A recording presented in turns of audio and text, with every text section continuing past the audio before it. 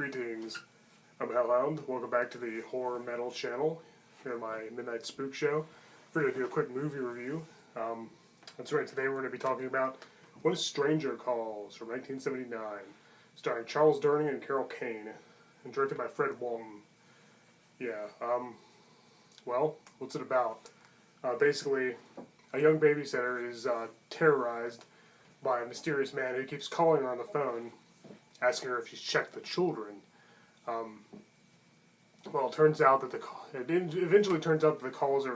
she discovers that the calls are coming from inside the house. Somebody's upstairs calling her from inside the house. The police call her and tell her this, and she freaks out. Turns out the children have been murdered, and she's traumatized. 7 years later, the killer has escaped, and Charles Durning plays a private investigator who's hunting him down. And Carol Kane, Jill is her name, is now married with kids of her own, and the killer returns to stalk her once more. That's basically what it's about. Now, the thing is, about What a Stranger Calls, the first 20 minutes are excellent. Very, very, very suspenseful, very eerie, very unsettling, very unnerving. It's very creepy stuff. I was chewing on my fingernails when I watched it for the first time. I was so on edge, in a good way. It's awesome. And sadly, the rest of the movie doesn't really live up to the first 20 minutes, unfortunately. Not terrible by any means, but the middle section of the movie could be called Kurt Duncan's Big Adventure, because it focuses mostly on the killer and just random things that he does, and he meets all these different people and stuff. Really, really strange, as Charles Durning's character tries to track him down since he's escaped from the mental institution. And yeah, it's basically all there is to it. It gets exciting a little bit, again, when Carol Kane comes back into the movie and focuses on her new life and stuff, and she's now an adult with kids of her own, so and the killer asks her once again if she's checked the children, calls her at a restaurant, which, sends chills up my spine. That line, very eerie, very ominous.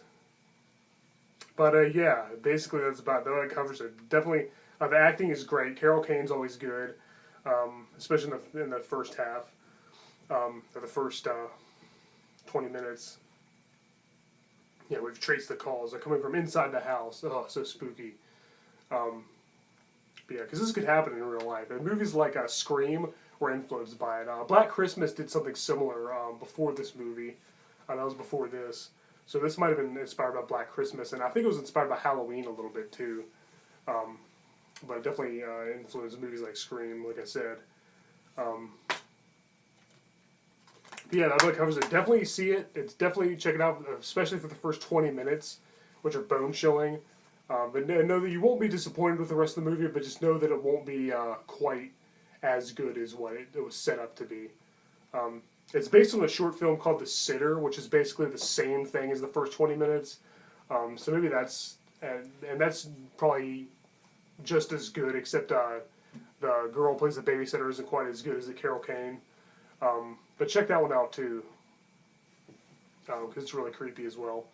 But yeah, What a Stranger Calls was followed by a sequel, a TV movie in 1993 called What a Stranger Calls Back. Not quite as good as the original. Fred Walton returns to direct. Carol Kane and Charles Durning are in it again. Also Jill Sholin from The Stepfather, she's in it.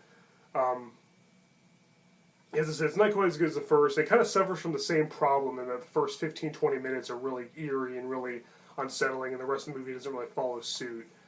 This one gets to the point a little bit quicker than the last one did, though, I will say. It doesn't just follow the killer and what he does over and over. It actually focuses on the main characters a little bit more. I think the killer was the one explored the most in the first movie, and here that's not the case. But I still say this one's a little implausible. The killer was almost supernatural. I mean, he can do all of these crazy things, and how did he get the kids out of the house at the beginning? That's what I want to know. But anyway, maybe I'll review this one sometime soon. I recommend it though. But definitely check out When a Stranger Calls, the original. Avoid the remake; it's not very good. Maybe I'll have to give it another watch. Maybe it wasn't very fair. But, yeah, definitely check out the original. It's good stuff, especially the first 20 minutes, like I said. Alright guys, I'm Hellhound. Thank you for watching my Midnight Spook Show here on the Horror Metal channel. Until next time.